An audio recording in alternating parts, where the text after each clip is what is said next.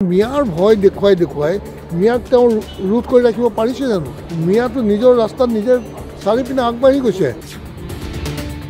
আজি মেডিকেল ইঞ্জিনিয়াৰিঙৰ চব মিয়াৰ 50% ল'ৰা ছোৱালীয়ে আজি চিট পায়। আমাৰ ল'ৰা ছোৱালী নাইকিয়াই হৈ গৈ আছে। আজি ব্যৱসায় বাণিজ্য চব পথাৰ চথাৰ চব তেওঁলোকৰ হাতত। অসমীয়া কোনপিনৰ পৰা সুৰক্ষিত, আনকি ট্ৰাইবেল বেল্টৰ মাটিখিনিও আজি সুৰক্ষিত নহয়। 1200 টকা আৰু 10,000 টকা সেয়া জানো কাৰোবাৰ জীৱন হ'ব পাৰে? সেয়া কাৰো জীৱনতে সেই টকাকেইটাই কাকো সহায় নকৰে। কিন্তু মানুহক কৰ্ম কৰি খাবলৈ শিকাব লাগিছিল। তেওঁ নিকাম্মা কৰি দিছে অসমীয়া জাতিটো। মুখ্যমন্ত্ৰী পদৰ কাৰণে কৈছোঁ, তেওঁৰ আটাইতকৈ ৱৰ্ষ্ট মুখ্যমন্ত্ৰী বুলিয়ে ক'ম মই। কিয়নো ইমান বেয়া কাম কৰিছে। তেওঁৰ জীৱনকালটোকে চাওকচোন, তেওঁ কিমান জাল ফালি আহিছে। বিজেপিৰ লগতে মূৰ জোকাৰিব লাগিছিলে। অনবৰতে য়েছমেন হৈ থাকিলে কেনেকৈ হ'ব? তেওঁলোকে নিজৰ অস্তিত্ব নিজে শেষ কৰি দিছে। মানে চেঞ্জ মানে কোনে দলৰ পৰা কৰিব নে ৰাইজে কৰাৰ কথা কৈছে? নিৰ্বাচনততো ৰাইজে যদি বুজি পায়, নিশ্চয় মই ভাবোঁ আপুনি এইটো নাভাবিব যে আমাৰ দলৰ আজি শক্তি কম দেখিছে। কিন্তু আমাৰ দলৰ সমৰ্থক বহুতো আছে, লাখ মানুহ সমৰ্থন। এতিয়া হয়তো বহুতে ভয়ত ওলাই আহিব খোজা নাই, কিয়নো এওঁ ডিক্টেটৰিয়েল এটা শাসন চলাইছে। কোনোবাই কিবা এটা তেওঁৰ বিৰুদ্ধে ক'লে এৰেষ্ট কৰি দিয়ে, পুলিচে হেৰাছমেণ্ট দিয়ে, যাৰ কাৰণে ওলাই অহা নাই। হয়তো এপ্ৰিল মাৰ্চ জানুৱাৰী বা ফেব্ৰুৱাৰীত ৰাইজ ওলাই আহিব। আৰু ৰাইজে এইবাৰ টঙালি বান্ধি থৈছে। আৰু যিমান চব এই হিতাধিকাৰী সৃষ্টি কৰিছে, আপুনি 80% হিতাধিকাৰী ভোট নিদিয়ে। এইটো কথা মনত ৰাখিব। কিয়নো তেওঁলোকে জুবিনৰ ক্ষেত্ৰত কৰা কামো দেখিছে, চবেই দেখা পাইছে। এই সাধাৰণ মানুহ চবে আজিকালি বহুত কথা বুজি পায়। আনকি চাহ জনগোষ্ঠীৰ মানুহেও চব কথা বুজি পায়। আজি চাহ জনগোষ্ঠীত পট্টা দিম বুলি কৈছে, এইটোতো বহুত ডাঙৰ কণ্ট্ৰভাৰ্চি এটা ক্ৰিয়েট কৰিছে। আৰু কোম্পানী মাটিখিনি কিয় তুমি দিব লাগে? যিখিনি কোম্পানী কাইলৈ কেছ কৰিলে তেওঁলোক জিকিব কোম্পানী। কিন্তু কোম্পানীৰ পৰা তুমি কিছু মাটি যদি দিব খুজিছা পাৰ্মানেণ্ট লেবাৰসকলক, কোম্পানীটো বহুত চিলিং চাপ্লাছ মাটি থাকে। বা কোম্পানীয়ে চৰকাৰে ৰিকুইশ্যন কৰিব পাৰে এখন বাগানৰ কিছু অংশ ৰিকুইশ্যন কৰি তাক তেনেকৈ এক কথাকৈ যদি মাটি তেওঁলোকক পাৰ্মানেণ্টলি পট্টা কৰি দি দিয়ে, ৰিকুইশ্যন কৰি গভৰ্ণমেণ্টত কৰি লৈ পেলাই দিয়ে, তেতিয়াহ'লে এইটো সমস্যা সমাধান হ'ব। মইতো ডেফিনেটলি তেওঁৰ বিকল্প বহুতেই হ'ব। গৌৰৱ গগৈ কি আৰু অন্য হ'ব পাৰে, লুইনো হ'ব পাৰে, গৌৰৱে হ'ব পাৰে বুলি মই গৌৰৱ নোহোৱাৰ বুলি কোৱা নাই।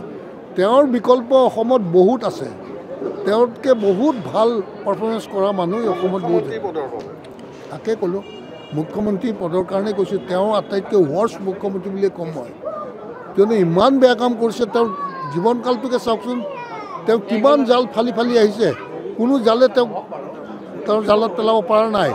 আৰু এতিয়াও যে কোনোবাই জালত পেলাব পাৰিব সন্দেহ আছে। কিন্তু ৰাইজে এইবাৰ জালত পেলাব, এইটো মই যিটো অনুভৱ কৰিছোঁ, ৰাইজৰ মাজত থাকি দেখা পাইছোঁ এইবাৰ জালত।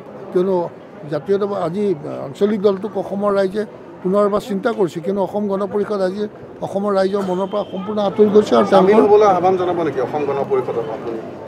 আহিলেতো ভাল, তেওঁলোকৰ মেইন ৰোড নাথাকিলে কেতিয়াবা আহিব লাগিছিল, তাতে মূৰ জোকাৰিব লাগিছিল। বিজেপিৰ লগতে মূৰ জোকাৰিব লাগিছিলে। অনবৰতে য়েছমেন হৈ থাকিলে কেনেকৈ হ'ব? তেওঁলোকে নিজৰ অস্তিত্ব নিজে শেষ কৰি দিছে। অসম গণ পৰিষদ তেওঁলোকৰ মেইন ৰোডবিহীন এটা আঞ্চলিক দল হৈ গ'ল না। গতিকে তেওঁলোকৰ আহিলে ভাল, আমি ৱেলকাম কৰিম। কিন্তু আমাৰ লগত চামিল হ'লেও বেয়া নাপাওঁ। ভূমি পট্টা ক'ত দিলে বুলি ক'লে? ভূমি পট্টাই দিয়াটো নাই এতিয়াও। এইটো কাৰ্যকৰী হয়গৈ নহয়, এইটো ৱেইট কৰক, চাওক। 1200 টকা আৰু 10,000 টকা সেয়া জানো কাৰোবাৰ জীৱন হ'ব পাৰে? সেয়া কাৰো জীৱনতে সেই টকাকেইটাই কাকো সহায় নকৰে। কিন্তু মানুহক কৰ্ম কৰি খাবলৈ শিকাব লাগিছিল। তেওঁ নিকাম্মা কৰি দিছে অসমীয়া জাতিটো। খালি ফ্ৰী যি জাতিয়ে ফ্ৰী বস্তু খায়, সেই জাতি কেতিয়াও উন্নতি নহয়, সি অধপতনে যায়। গতিকে মই ভাবোঁ এইজন মুখ্যমন্ত্ৰী আপুনি কৈছে যে কিহৰ কাৰণে বেয়া, ভাল ক'ত?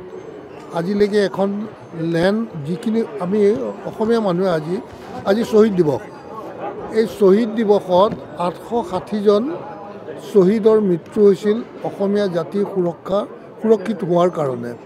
এই সুৰক্ষা দিয়াৰ ক্ষেত্ৰত যিহেতুকে প্ৰধানমন্ত্ৰী ডাঙৰীয়াই ইয়ালৈ আহি কৈ গৈছিল নিৰ্বাচনৰ আগতে যে টালি টোপোলা লৈ বিদেশীসকল যাব লাগিব, তাৰ কোনোবা এটা কাম কৰিলেনে?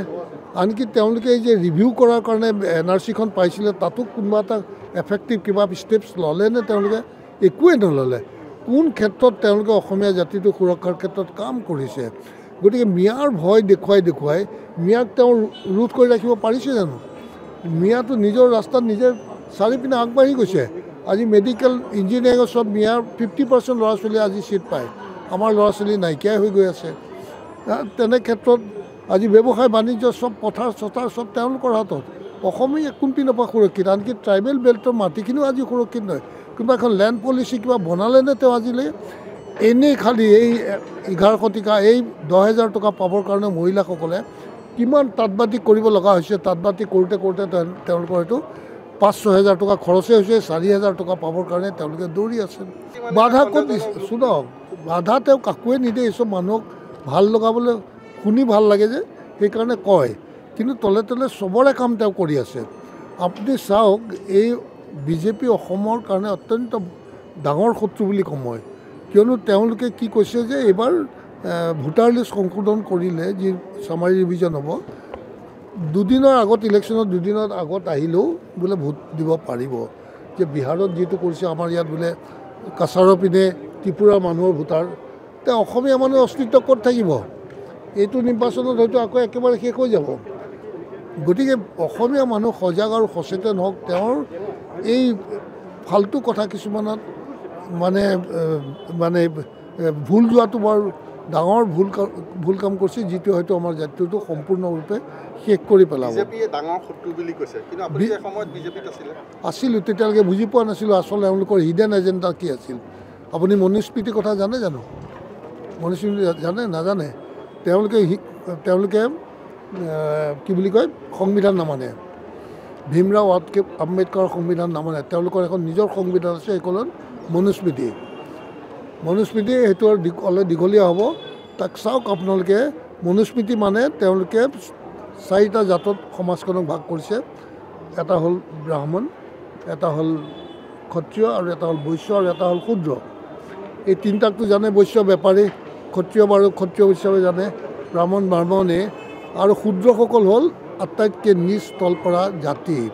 এই শূদ্ৰত আমি পৰোঁ। আমাৰ অসমত যিমান OBC আছে গোটেই ভাৰতবৰ্ষৰ চব শূদ্ৰত পৰে।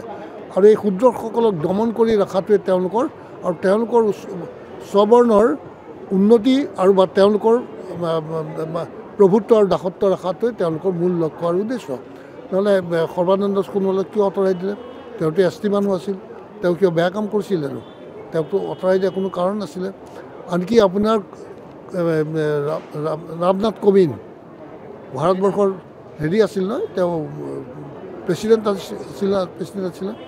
তেওঁ যেতিয়া এজন ভাৰতবৰ্ষৰ আটাইতকৈ হায়েষ্ট পদত থকা এজন ব্যক্তিয়ে যদি এটা মন্দিৰত গৈ ভিতৰত গৈ পূজা কৰিব নোৱাৰে, ৰামনাথ কোবিন্দ চিডিউল কাষ্ট মানুহ, তেওঁ কৰিডৰত পূজা কৰাইছে, তাতকৈ আৰু লাগেনে আপোনালোকৰ এওঁলোকৰ ইণ্টেনশ্যন বাৰু লক্ষ্য কি আছে? গতিকে সেইটো কথা অসমৰ ৰাইজে বুজি পাওক। আজি ST SC OBC চবৰ লগত সংঘাত লগাই আছে। অসমীয়া জাতি থাকিব নিজে টান কৰি পেলাব। গতিকে বিজেপিৰ পৰা অতি সোনকালে ওলাই আহক। আৰু মইতো ভাবোঁ, যিটো দল ST SC আৰু OBCৰ ঘূৰ শত্ৰু, আৰু সেইখিনি মানুহে এইটো দলক মূৰৰ ওপৰত তুলি ৰাখিছে, তেওঁলোকতো চব ওলাই আহিব লাগে। মই ভাবোঁ ST SC OBC, কিন্তু তেওঁলোকৰ বিৰুদ্ধে এই দলে অহৰহ কাম কৰি আছে। গতিকে অলপ বুজি পোৱা সময় ল'ব, কিন্তু এইচব দেখুৱাই দিলে নিশ্চয় বুজি পাব।